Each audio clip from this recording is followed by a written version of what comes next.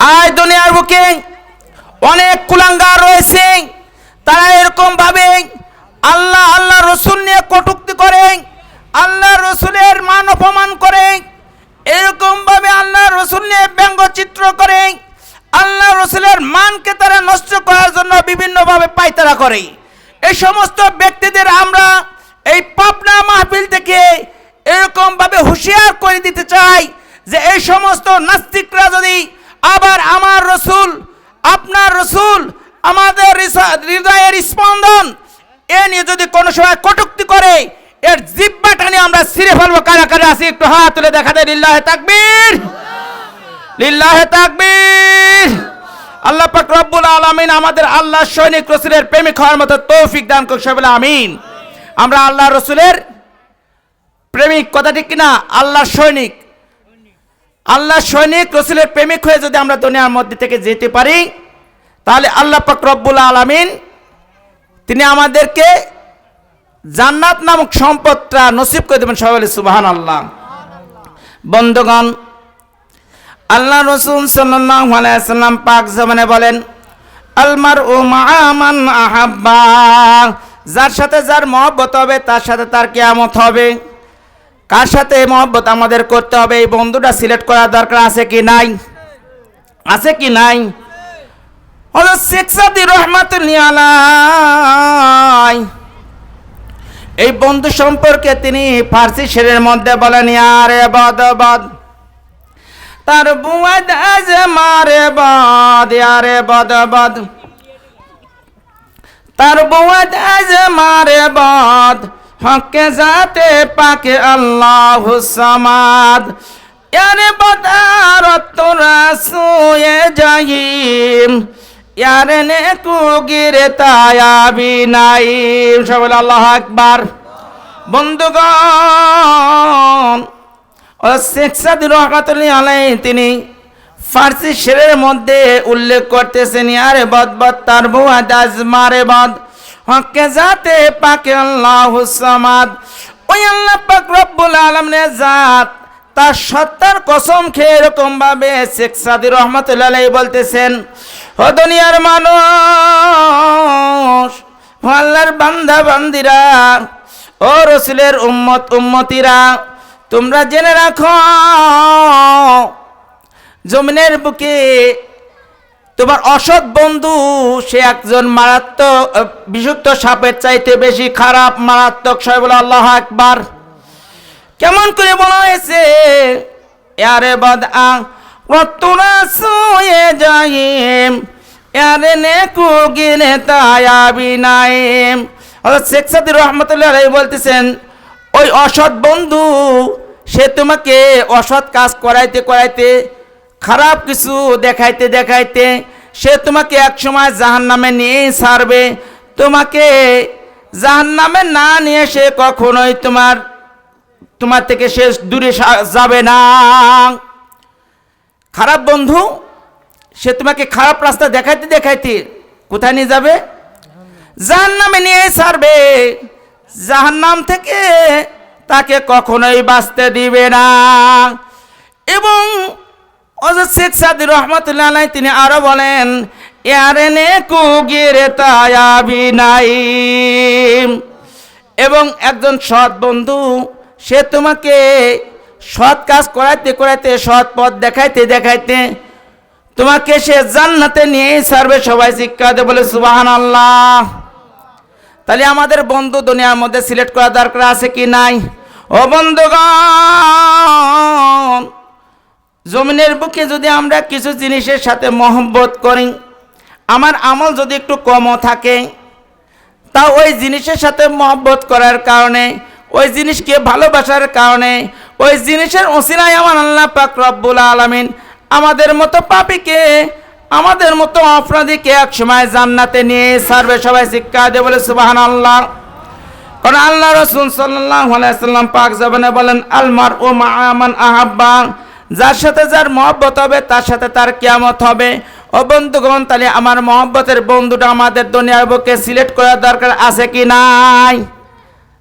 দুনিয়ার মধ্যে আমাদের বন্ধু সিলেক্ট করার অবশ্যই দরকার আছে।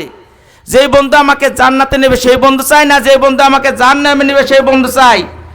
জান্নাতে যাব এরকম বন্ধু চাই। কারা কারা একটু হাত তুলে দেখা দেয়? লিল্লাহে তাকবীর, লিল্লাহে তাকবীর।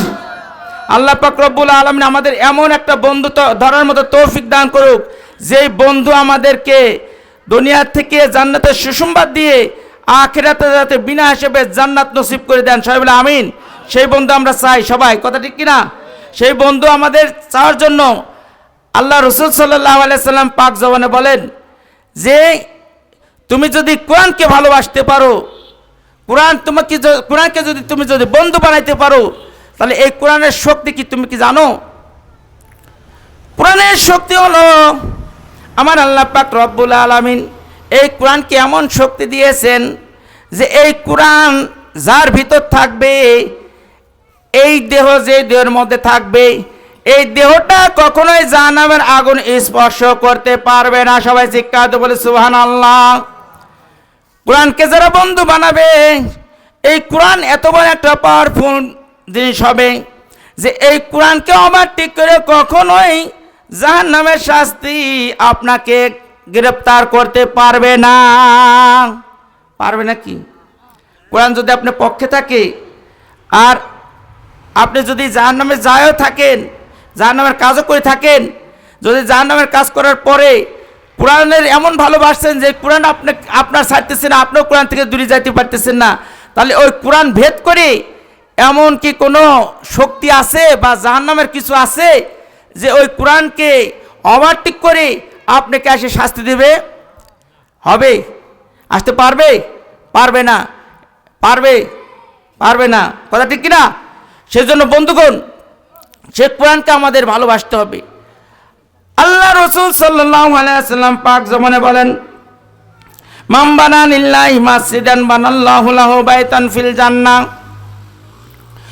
জমিনের বুকে যে সমস্ত আল্লাহর বান্দা বান্দিরা আল্লাহকে ভালোবেসে আল্লাহর ঘরকে নির্মাণ করবে, আল্লাহর ঘরের সাথে যারা ভালোবাসা করবে, আল্লাহর ঘরকে যারা ভালোবেসে নির্মাণ করবে, মান বানা লিল্লাহি মাসজিদান বানাল্লাহু লাহু বাইতান ফিল জান্নাহ, যে আল্লাহ পাক রব্বুল আলামিনের ভালোবাসায় জমিনের বুকে মসজিদকে তৈরি করবে, আল্লাহ পাক রব্বুল আলামিন তার জন্য জান্নাতের মধ্যে সুন্দর মহলখানা তৈরি করে দেবেন। সবাই চিৎকার দিয়ে বলে সুবহানাল্লাহ। জান্নাতের মধ্যে ঘর তৈরি করে দেবেন। কার ঘোষণা? প্রিয় হাজরিন, আল্লাহ আল্লাহ রসুল কখনোই মিথ্যা কথা বলেন নাই, বলছেন নাকি? তে মান বানা লিল্লাহি মাসজিদান বানাল্লাহু লাহু বাইতান ফিল জান্নাহ, যে ব্যক্তি দুনিয়ার বুকে আল্লাহর ঘরকে নির্মাণ করবে, আল্লাহ পাক রব্বুল আলামিন জান্নাতের মধ্যে তার ঘর তৈরি করে দেবেন। সবাই বলি সুবহানাল্লাহ। প্রিয় হাজিরিন, তে আমরা কারা কারা এরকম আল্লাহর ঘর তৈরি করে দেব? এরকম কয়জন ব্যক্তি আছি যে আমরা আল্লাহর ঘরের জন্য যা লাগবে, আমার যতটুকু সামর্থ্য আছে, 5,000, 10,000, 20,000 বা এরকম সিমেন্ট বা ইট বিভিন্ন জিনিস দিয়ে সহযোগিতা করবে, এরকম কারা কারা আছেন? একটু হাত তুলে দেখা দেন তো। লিল্লাহে তাকবীর, লিল্লাহে তাকবীর। হাত উঠতেছি নাকি? এখন কি চাইছি নাকি? চাওয়ার পর দেন না দেন সে আছে পরের কথা, আগে তো হাত তো উঠাই লাগবে নাকি? হাত উঠান, তারপর দেন না দেন সে আছে আপনাদের কথা। আপনারা যদি আল্লাহর ঘর যদি না বানাইতে চান, আপনার জান্নাতের ভিতরে যদি ঘর না আসেন, তাহলে আপনারা চলে যাবেন, টাকাও দেবেন না, পয়সাও দেবেন না, এমনি চলে যাবেন। কথা ঠিক কিনা? আর যদি মন করে যে না, দুনিয়ার বুকে আমরা আল্লাহর ঘর নির্মাণ করে জান্নাতের মধ্যে আমরা ঘর চাই, তাহলে এই ঘরের জন্য অবশ্যই দিতে হবে। বন্ধুগণ, আজ আমরা যে দুনিয়ার মধ্যে আছি, মিশামিশা আছি, কথা ঠিক কিনা? এই মিশামিশা দুনিয়ার মধ্যে আমরা এমনভাবে হাবুডুবু খাচ্ছি, দুনিয়া আমাদের কিনা ফেলছে, দুনিয়া আমাদের খাই ফেলছে, যার কারণে আমরা আখিরাতে সব কিছু ভুলে গেছি। ও বন্ধুগণ, আমার আল্লাহ পাক রব্বুল আলামিন এই দুনিয়ায় যাদের মুখ দিয়ে, যাদের মাধ্যমে আল্লাহ আমাদের দুনিয়ার মুখ দেখাইলেন, সেই ব্যক্তি কারা? একটু কথা বলেন তো দেখি। সেই ব্যক্তি কারা? বাবা মা ছাড়া আমরা এখানে কারা কারা আসছি একটু হাত তোলেন তো। বাবা মা ছাড়া এখানে দুনিয়ার বুকে আমরা কারা কারা আসছি? মা বোনরা কে আসছেন নাকি? হাত তোলেন। বাবা মা ছাড়া কেউ আসছি? আসি নাই। ও বন্ধুগণ, দুনিয়ার মহব্বতে আপনাকে যেরকম খেয়ে ফেলেছে, আপনার যে সন্তান হবে তারাও এরকম কিন্তু মাহফিলে আসবে, তাদেরকেও কিন্তু খেয়ে ফেলবে। কথা ঠিক কিনা? ও বন্ধুগণ, যাদের আদর চেনে, যাদের জীবনের বিনিময় আজ আমরা দুনিয়ার মুখ দেখলাম, তারা হলেন বাবা মা। তারা হলেন কারা? বাবা মা এমন একটা সম্পদ যে আপদ বিপদ সব সময় আমার পাশে থাকে। থাকে কিনা? সবচাইতে কাছে থাকে। আপদ বিপদ মহা বিপদের সময় সেই ব্যক্তি দুজন কারা? শ্বশুর শাশুড়ি। হ্যাঁ, কে? ওই তো আদরের মা, আর শ্বশুর আছে আদরের বাবা নাকি? আর বাবা মা তো আছে বুড়ো আর বুড়ি। বুড়ার এই দুটি আদরে। এই যে মুরব্বী বলছেন ঠিক কথা। তাহলে বাবা মাকে সবাই ভালোবাসেন তো? বাবা মাকে ভালোবাসবেন না কেন প্রিয় হাজিরিন? একটু খেয়াল করুন। চোখের পানি 2 ফোঁটা পানলে পরে ছেড়ে দিবেন। আপনার 2 ফোঁটা চোখের পানি যদি বাবা মার জন্য ছেড়ে দেন, ওই জমির ওই 2 ফোঁটা চোখের পানি এটা এই জায়গায় থাকবে না। আপনার যেই মহব্বতের বাবা মা আছে, ওই বাবা মা যদি মাটির কবরে যায় থাকে, ওই বাবা মার কবরের মধ্যে যদি জাহান্নামের আগুন যদি দাও দাও করে জ্বলতে থাকে, আপনার চোখের পানি ফেলাইতে দেরি আল্লাহ পাক রব্বুল আলামিন কুদরতি ফেরেশতার দ্বারা আপনার বাবা মার কবরের উপর ওই পানি নিক্ষেপ করতে দেরি করবেন না। সবাই শিক্ষাতে বলে সুবহানাল্লাহ। ওই পানিটা যখনই চোখের পানি, সন্তানের চোখের পানি বাবা মার কবরের আগুনের উপর যখনই নিক্ষেপ করা হবে, সঙ্গে সঙ্গে আল্লাহ পাক রব্বুল আলামিনের অর্ডারে ওই কবরের আগুন কিয়ামত পর্যন্ত নিভে যাবে। সবাই শিক্ষাতে বলে সুবহানাল্লাহ। ও বন্ধুগণ, বাবা মা যাদের চলে গেছে একটু খেয়াল করে দেখুন, আপনি আমাদের বাবা মা আমাদের জন্য কি করছে। এই কনকনে শীত যাচ্ছে, আরো 2 দিন আগে যে শীত গেছে বা কিছুদিন আগে যে শীত গেছে বন্ধু, এই শীতের মধ্যে অনেকেরই সন্তান দুনিয়ার বুকে আসছে কি আসে নাই? হয়েছে কি হয় নাই? না ওই কয় মাস ব্রেক করেছিল, ওই যখন গরম বা যখন সুবিধা আসে ওই সময় ডালি দেবো, আর এমনি সময় থাকবে, লোড থাকবে। কথা ঠিক কিনা? এরকম হয়েছে নাকি? ও বন্ধুগণ, শীতও দেখে না, গরমও দেখে না, মার জীবন থাকলেও দেখে না, চলে গেলেও দেখে না। ও বন্ধুগণ, যখনই সময় এসে যায় তখনই আল্লাহর হুকুমে শীত গরম কিছুই বাঁচে না। ওই সময় আল্লাহর হুকুমে মার জীবন থাক আর যাক, ওই কলিজার টুকরা সন্তান দুনিয়ার বুকে চলে আসে। কথা ঠিক কিনা? ও বন্ধুগণ, এই কনকনে শীতের মধ্যে অনেক মা আছে, আরে শীতেতে তারা ঠিক থাকতে পারতেছে না, কিন্তু তার ডেলিভারির সময় হয়ে গেছে। ইতিমধ্যে এই কনকনে শীতের মধ্যে যখন সন্তান তার দুনিয়ার মুখ দেখবে, এই মুহূর্তে অনেক সময় ওই মায়ের গায়ে কিন্তু কাপড় চোপড় রাখে না। কথা ঠিক কিনা? ওই মায়ের কত কষ্ট হয়। এক হচ্ছে ব্যথার যন্ত্রণা, আর এক হলো এই শীতের যন্ত্রণা। সব কিছু নিয়ে ওই মার জীবনটা কেমন যেন বাজি রেখে সন্তানের মুখ দেখে। ও বন্ধুগণ, মার জীবনটা যায় এরকম অবস্থায় মা যখন সন্তানের মুখ দেখে, সন্তানের আওয়াজ যখন শোনে, শোনার পরে তার মনে যত ব্যথা ছিল, যত কষ্ট পেয়েছিল, যত শীত ছিল, সমস্ত শীত বা সমস্ত কষ্টের কথা ভুলে যায়। কথা ঠিক কিনা? যায় কিনা? ও বন্ধুগণ, ওই আদরের বাবা মা, যে আদরের বাবা মা, বাবা এই কনকনে শীতের মধ্যে পানির মধ্যে অনেকজন মাছ মেরে আমাদের জীবিকার উপার্জন করছে, আমাদের জীবিকার ব্যবস্থা করছে। কথা ঠিক কিনা? আমাদের কিছু খাওয়ার তার ব্যবস্থা করেছে। ও বন্ধুগণ, সারাটা দিন ভরে এরকম ঠান্ডা পানির মধ্যে মাছ মেরে আরে সন্ধ্যার সময় হাটে বিক্রি করে। ওই বাবা কিছু সম্পদ উপার্জন করে কিছু চাউল কেছে, ডাউল কেছে, সামান্য কিছু জিনিস কিনা ওই মা দক্ষিণীর হাতে বাড়িতে নিয়ে এসে তুলে দিয়েছে। মা দক্ষিণী আবার কি করছে, রাত এত হয়ে গেছে তারপরেও তারা কিন্তু রান্না বাড়া করছে। করার পরে কলিজার টুকরা সন্তানের একবার না দুইবার নয়, বারবার খাওয়াইতে খাওয়াইতে তাদের পেট ভরায় ফেলায়। এমন সময় গিয়েছে বন্ধু, যেটা অভাবে মানুষের স্বভাব পর্যন্ত নষ্ট হয়ে গিয়েছিল। এই অভাবের সময় যাই বাবা উপার্জন করেছে, মা দক্ষিণী সন্তানের ওইটা রান্না বাড়া করে খাওয়াইতে খাওয়াইতে বাবাও খাইতে পারে নাই, মাও খাইতে পারে নাই।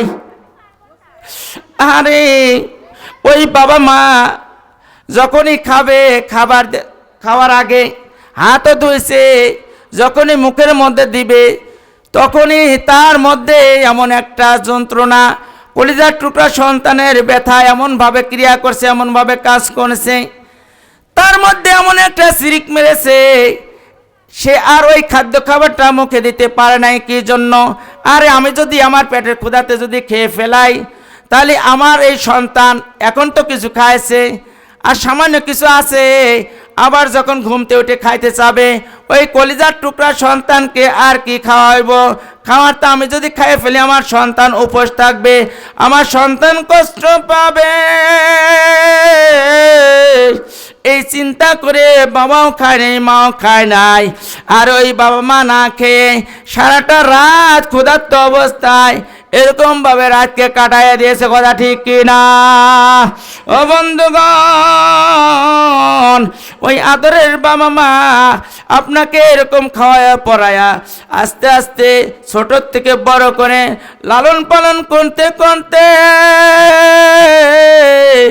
আপনাদের এমন একটা পর্যায়ে নিয়ে গেছে, যখন সুখের লাগল ধরায় দিয়েছে, সুখ খাবে, এই মুহূর্তে বাবা মার হায়াতটা ফুরায় গেছে। ও বন্ধুগণ, বাবা মা যখনই সুখ খাবে আর খাইতে পারে নাই, তাদের সুখটা খাওয়া বন্ধ হয়ে গেছে, তাদের হায়াতটা শেষ হয়ে গেছে। বাবা মা ওই অবস্থায় দুনিয়ার থেকে বিদায় নিয়ে গেছে। এরকম অনেকের বাবা মা আছে কি নাই? ও বন্ধুগণ, অভাবের সময় একটা জিনিস চাইছে, আপনি কিনে দিতে পারেন নাই। আরে এখন আল্লাহ আপনার অনেক কিছু দিয়েছে, কিন্তু ওই আদরের বাবা মা আর দুনিয়ার বুকে নাই। অনেকের আছে কি নাই? আমার মা বোনদের আছে কি নাই? তাহলে ওই আদরের বাবা মা যে আপনাকে মাথার গাম পায়ে ফেলে নিজের তাজা শরীরের রক্তটুকু পানি করে দেয়া, আপনার সুখের লাগল ধনাইয়া দিয়া যখনই সুখ খাবে তখনই তার হায়াতটা শেষ হয়ে গেছে। হায়াত নামক সম্পদ যখনই শেষ হয়ে গেছে, সে আর দুনিয়ার বুকে থাকতে পারে নাই, মৃত্যুবরণ করছে কিনা? ও বন্ধুগণ, ওই বাবা মার কথা স্মরণ করে আমরা কারা কারা এরকমভাবে আল্লাহর ঘর তৈরি করার জন্য ৫,০০০ টাকা এরকমভাবে আল্লাহর ঘরকে নির্মাণ করার জন্য নিজের বাবা মার কষ্টের কথা মনে করে নিজের বাবা মার কবরের মধ্যে জান্নাতি ঘর তৈরি করার জন্য ৫,০০০ টাকা কে কে দিতে পারবে? একটু হাত তুলে দেখা দেয়। লিল্লাহি তাকবীর, লিল্লাহি তাকবীর। কে কে পারবেন একটু হাত তোলেন। আল্লাহকে রাজি খুশি করার জন্য এতগুলো মানুষের মধ্যে একজন মানুষ হাত তোলেন যে হুজুর, আমার বাবা মা আমাকে অনেক কষ্ট করে আমার সুখের লাগল ধরায় দিয়ে যখনই সুখ খাবে তখনই সে খাইতে পারে নাই, সে মাটির কবরে চলিয়া গিয়েছে। ওই বাবা মা কেমন আছে এখন বলতে পারি না। আরে কত জিনিস এখন আমার কাছে গড় পারতেছে। আমি আমার এই সম্পদ থেকে বাবা মাকে সুখ পৌঁছানোর জন্য, বাবা মার জান্নাতি খাদ্য খাবার পৌঁছানোর জন্য আমি এরকমভাবে ৫,০০০ টাকা আল্লাহর ঘর নির্মাণের জন্য দিলাম।